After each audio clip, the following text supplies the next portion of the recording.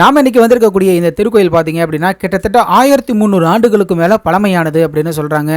முதல் முறையாக இங்கே அமைக்கப்பட்டிருக்கக்கூடிய இந்த பிரம்மாண்டமான குடைவரை கோயிலில் மிகப்பெரிய அளவில் நின்ற கோலத்திலையும் அமர்ந்த கோலத்திலையும் கிடந்த கோலத்திலையும் திருமாலானவர் காட்சி கொடுக்கிறாரு. இந்த திருக்கோயிலுக்கு அருகிலேயே புகழ்பெற்ற ஒரு சிவபெருமானுடைய திருக்கோயிலும் குடைவரை கோயிலாக அமைக்கப்பட்டிருக்கிறது. மிகப்பெரிய ஒரு கூடுதல் சிறப்பாக கருதப்படுது. உலக புகழ்மிக்க புதையல்களின் கோயிலாக விளங்கக்கூடிய திருவனந்தபுர அனந்த பத்மநாபன் கோயிலுக்கும் கண்ணீரந்த பெருமாளுடைய இந்த திருக்கோயிலுக்கும் சில பொருத்தங்கள் இருக்குது அப்படின்னு சொல்கிறாங்க. அங்கே இருக்கிறது போலவே இங்கேயும் பார்த்தீங்கன்னா கருவறை 3 பாகங்களாக பிரிக்கப்பட்டிருக்கு. கதவுகள் இல்லாமல் தூண்கள் மூலமாக மட்டுமே இங்கே பிரிக்கப்பட்டிருக்கிறது கூடுதல் சிறப்பாக கருதப்படுது. திருமால் எப்போவுமே கண்மூடி தூங்குற பாவனையில் இருப்பார். இதை அரிதுயல் அப்படின்னு குறிப்பிடுவாங்க. கண்மூடி இருந்தாலும் நடக்கக்கூடிய எல்லா செயல்களையும் பரந்தாமன் பார்த்துக்கிட்டு தான் இருப்பார். பக்தர்கள் திருக்கோயிலுக்குள்ளார நுழையிறதுல ஆரம்பித்து என்னென்ன பிரார்த்தனைகள் செய்கிறாங்க, அவங்க எப்படியெல்லாம் நடந்துக்கிறாங்கன்னு எல்லாவற்றையுமே பெருமாள் கவனிப்பார் அப்படின்னும் குறிப்பிடுறாங்க. இந்த 2 ஹரிநேத்திர தூண்களுக்கு இடையே இருக்கக்கூடிய அந்த 3 பகுதிகளையுமே சிருஷ்டி, ஸ்திதி, லயம் அப்படின்னு குறிப்பிடுறாங்க. இந்த 3 வாயில்கள் வழியாக தான் நம்ம இறைவனை தரிசிக்கணும் அப்படின்னு குறிப்பிடுறாங்க. நம்ம எந்த ஒரு திருக்கோயிலுக்கு போனோம் அப்படின்னாலும் பெருமாளை வழிபடுவதற்குன்னு ஒரு முறையானது இருக்குது. எப்போவுமே பெருமாளுடைய திருப்பாதங்களை பார்த்துட்டு தான் அவருடைய முழு உருவத்தை நம்ம பார்க்கணும். இந்த திருக்கோயிலையும் பார்த்தீங்கன்னா இறைவனுடைய கால் பகுதியில் இருக்கக்கூடிய தூண் வழியாக இறைவனுடைய பாதங்களை பார்த்துட்டு அடுத்ததாக தலைப்பகுதியில் இருக்கக்கூடிய தூண் வழியாக இறைவனுடைய தலைப்பகுதியை பார்க்கணும். பிறகுதான் இறைவனுடைய முழு உருவத்தையும் நம்ம பார்க்கணும் அப்படின்னு குறிப்பிடுறாங்க. மகாபாரத போரின் சமயத்தில் பார்த்தீங்க அப்படின்னா கௌரவர்களும் பாண்டவர்களும் கிருஷ்ணன்ட்ட உதவி கேட்டு போகிறாங்க. கௌரவர்கள் பார்த்தீங்க அப்படின்னா கிருஷ்ணனுடைய தலைப்புறமாக அமர்ந்து அவருடைய படைபலங்கள்லாம் வேணும் அப்படின்னு சொல்லி கேட்குறாங்க. பாண்டவர்கள் கிருஷ்ணனுடைய கால்புறமாக அமர்ந்து போரில் கிருஷ்ணன் தங்கள் பக்கம் நிற்கணும் அப்படின்னு கேட்குறாங்க. ரெஸ்ட் இன் ஹிஸ்ட்ரி அப்படின்னு குறிப்பிடுறது போல் அதுக்கப்புறமா என்ன நடந்தது அப்படின்னு உங்கள் எல்லாருக்குமே தெரியும். இந்த திருக்கோயிலுடைய முன்படபத்தில் இருக்கக்கூடிய 5 குழிகளில் தங்களுடைய வலது கை 5 விரல்களையும் வச்சுக்கிட்டு இடது கையோட முழங்கையை பார்த்தீங்கன்னா தரையில் ஊன்றி மண்டியிட்ட நிலையில் ஹரிநேத்திர தூண்கள், நான் முன்பே குறிப்பிட்ட அந்த 2 தூண்கள் இருக்கு இல்லையா, அந்த தூண்கள் வழியாக இங்கே இருக்கக்கூடிய 3 வாயில்கள் வழியாக நம்ம இறைவனை பார்த்தோம் அப்படின்னா 7 பிறவிகள்லேயும் நம்ம செஞ்ச எல்லா சாபங்களும் நீங்கும் அப்படின்னு சொல்கிறாங்க. முக்கியமாக பித்ரு சாபம் போன்ற விஷயங்கள் எல்லாமே நீங்கும் அப்படின்னு குறிப்பிடுறாங்க. பொதுவாகவே மும்மூர்த்திகளில் இருக்கக்கூடிய திருமாலை மற்ற இறைவன்களோட ஒப்பிடுகையில் பக்தர்கள்ட்ட ரொம்பவே மெல்லிய மனதோடு நடந்து கொள்ளக்கூடியவர் அப்படின்னு சொல்லுவாங்க. ஆனால் ஒரு சில இடங்களில் திருமாலுமே திருவிளையாடல் செஞ்சுருக்காரு. ஒரு சமயம் திவாகர முனிவர் அப்படின்னு ஒரு முனிவர் வாழ்ந்து வந்திருக்காரு. இவர் தினம்தோறும் அரங்கனுடைய திருவுருவத்தை பார்க்காம என்ன ஒரு விஷயத்தையும் செய்ய மாட்டார். முக்கியமாக உணவருந்தவே மாட்டார். ஒரு நாள் கால் போன போக்கில் பார்த்தீங்கன்னா இவர் நடந்து போயிட்டே இருந்திருக்காரு. ஏன்னா அரங்கனை பார்த்தா தான் அன்னைக்கு நாள் பொழுதை தொடங்க முடியும், உணவருந்த முடியும், எல்லா விஷயங்களையும் செய்ய முடியும். பசியோ கண்ணை மறைக்க ஆரம்பிச்சிருச்சு. தள்ளாடி உடம்புல இருக்கக்கூடிய கடைசி சொட்டு பலத்தையும் பயன்படுத்தி இவர் நடந்து போயிட்டே இருக்காரு. அப்போ அழிஞ்சில் மரங்கள் இருக்கக்கூடிய ஒரு மிகப்பெரிய காடை பார்க்குறாரு. அந்த இடத்துல ஒரு பையன் மாடு மேய்ச்சிட்ருக்கான். ரொம்பவே சின்ன பையனாக இருந்தாலும் அந்த பையன்கிட்ட பக்கத்தில் ஏதாவது அரங்கன் கோயில் இருக்கா அப்படின்னு போய் கேட்குறாரு. அந்த சின்ன பையனை பார்த்தீங்க அப்படின்னா அங்கே ஒரு சாமி இருக்குது, ஆனால் அந்த சாமியோடைய பெயர்லாம் எங்களுக்கு தெரியாது. மலைக்கு கீழே ஒரு குகை இருக்குது, அந்த குகையில் சாமி படுத்து கிடக்கும், அவ்வளோதான். நாங்களும் போய் அவரை கும்பிடுவோம். ஆடு மாடுங்க எல்லாத்தையும் பார்த்து இவர் காப்பாற்றுறதுனால இவரை பட்டிசாமின்னு நாங்கள் குறிப்பிடுவோம் அப்படின்னு சொல்லியிருக்காரு. மலைக்கு கீழே இருக்கிறதுனால இவரை மலையடி பட்டிசாமி அப்படின்னு குறிப்பிடுவோம் அப்படின்னு சொல்லியிருக்காரு. திவாகர முனிவரும் அந்த சின்ன பையன்ட்ட இது என்ன ஊருன்னு கேட்கும் பொழுது பட்டிசாமி மலைக்கு கீழே படுத்திருக்காரு அப்படிங்கிறதுனால மலையடி பட்டி அப்படின்னு பேருங்க அப்படின்னு சொல்லிட்டு ஆடு மாடுகளை விரட்டிட்டு அந்த பையன் கிளம்பி போயிடுறான். நண்பகல் வேலையில் வெயில் எப்படி இருக்கும் அப்படின்னு நமக்கு தெரியும். இப்படி சுட்டரிக்கக்கூடிய வெயிலில் அந்த குகைக்குள்ளார போனோன்னே அவருக்கு ஒன்றுமே புலப்படலை. ரொம்பவே கண்ணெல்லாம் ஒரு மாதிரி இருட்டாக இருந்திருக்கு. கொஞ்சமாக மேலே இருக்கக்கூடிய அந்த பாம்பை பார்க்குறாரு. சுமாராக 32 அடி இருக்கக்கூடிய அந்த அரங்கனுடைய திருவுருவத்தை பார்க்குறாரு. பூதேவி இருக்கிறதையும் கிண்ணறர், கிம்புருடர், வானவர் எல்லாருமே இங்கே இருக்கக்கூடிய இறைவனை வழிபடுவது போல அவருக்கு தோற்றமானது கிடைக்குது. இந்த பட்டிசாமியை பார்த்தவனையே திவாகர முனிவருக்கு மிகப்பெரிய அளவில் சந்தோஷமானது வருது. காடா இருக்கக்கூடிய இந்த இடத்துல என்னென்ன பூக்கள்லாம் கிடைக்குமோ எல்லா பூக்களையும் தொடுத்து மாலையாக்கி காய் கனிகள் எல்லாம் பறிச்சுட்டு வந்து இறைவனுக்கு படைக்க வைக்கிறாரு. ஆனால் ஒரு மிகப்பெரிய ஒரு அதிர்ச்சி அவருக்காக காத்துக்கிட்டு இருக்கு.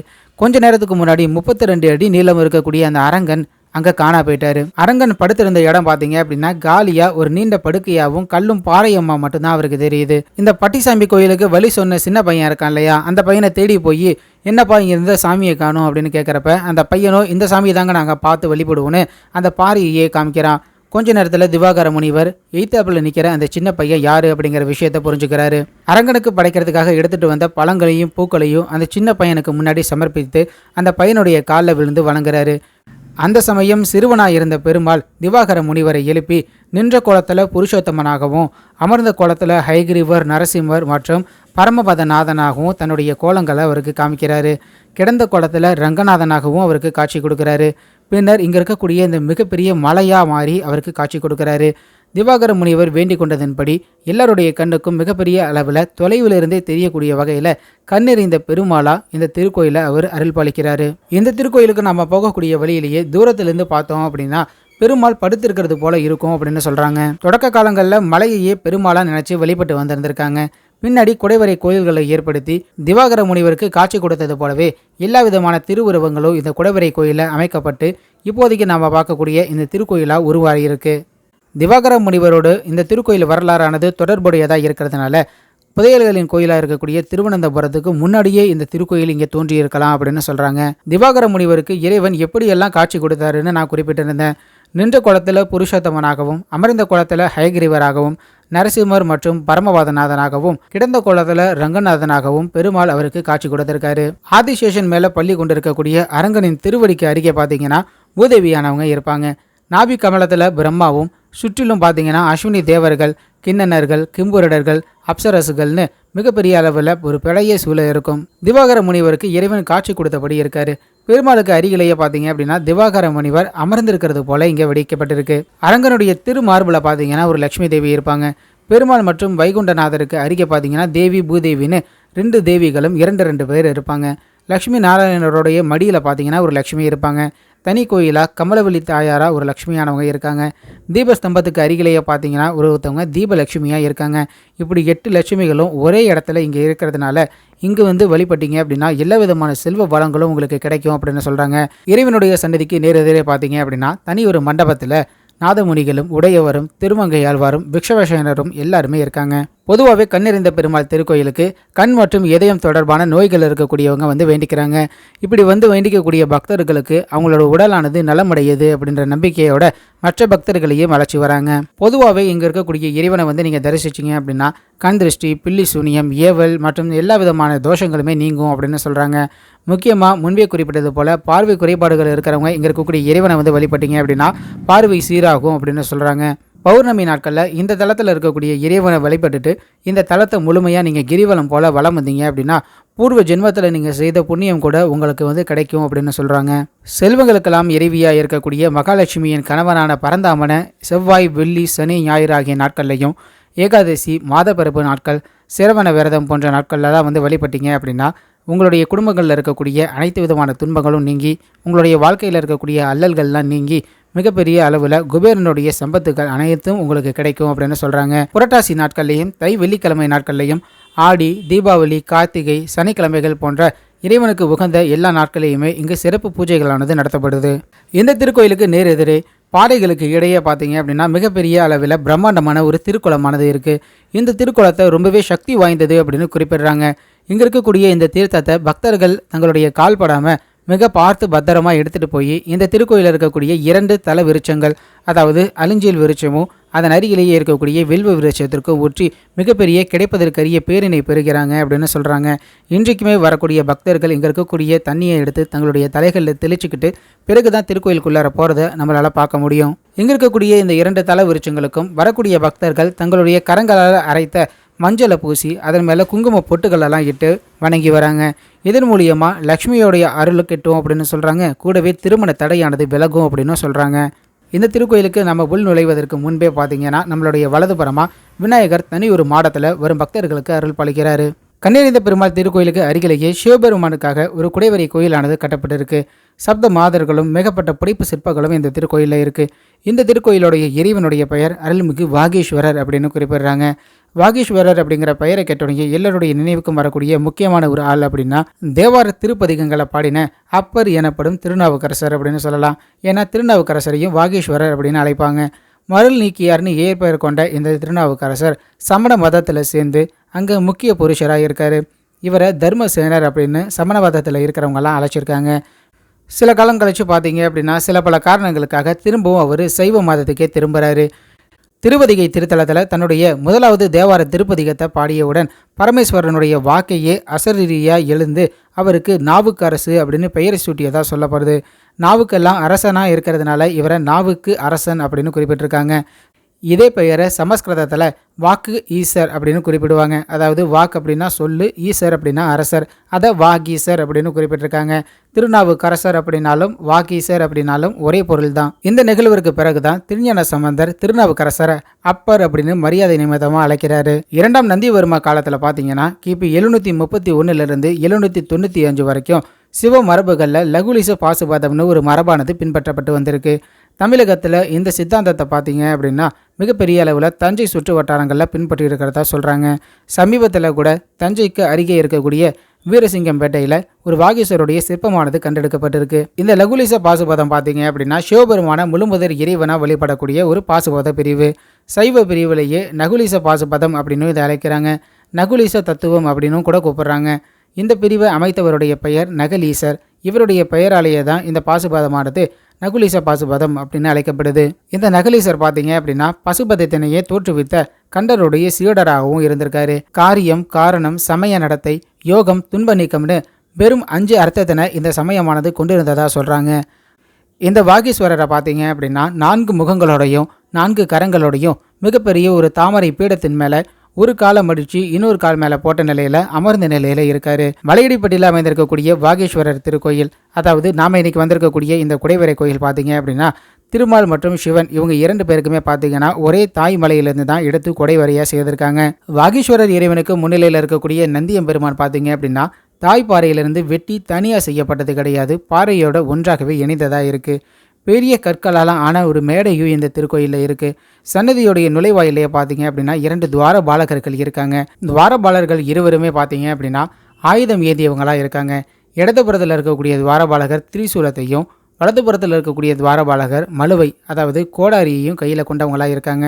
இந்த 2 துவாரபாலகர்களுமே பார்க்கறதுக்கு ஒரே மாதிரியான தோரணையில் கம்பீரமாக நிற்கிறது போல காட்சிப்படுத்தியிருக்காங்க. மூலவரான தெய்வம் வாகீஸ்வரருடைய சன்னதி பார்த்தீங்க அப்படின்னா தாய் மலையிலிருந்து குடைந்து எடுக்கப்பட்டிருக்கக்கூடிய அதே கற்களால் கட்டப்பட்டிருக்கு. அர்த்த மண்டபத்துடைய தெற்கு பக்க சுவரில் விநாயகர் மற்றும் வீரபத்திரனோட கூடிய சப்த மாதர்களுடைய சிற்பங்களானது வடிக்கப்பட்டிருக்கு. வீரபத்திரனுடைய திருவுருவத்தை தவிர மற்ற எல்லா இறைவிகளுடைய திருவுருவம், இறைவனுடைய திருவுருவம் பார்த்தீங்க அப்படின்னா சுகாசனத்தில் ஒரு காலம் மடக்கி இருக்கையின் மீது அமர்ந்திருக்கிறது போல இருக்கு. வீரபத்திரர் மட்டும் 2 கால்களையும் ஆசனத்தின் மேலே வச்சு யோக பட்டாவோட இணைக்கப்பட்ட நிலையில் அமர்ந்திருக்கிறது போல வடிக்கப்பட்டிருக்கு. எல்லா படங்களையுமே பார்த்தீங்க அப்படின்னா 4 கரங்களோட சித்தரிக்கப்பட்டிருக்கு.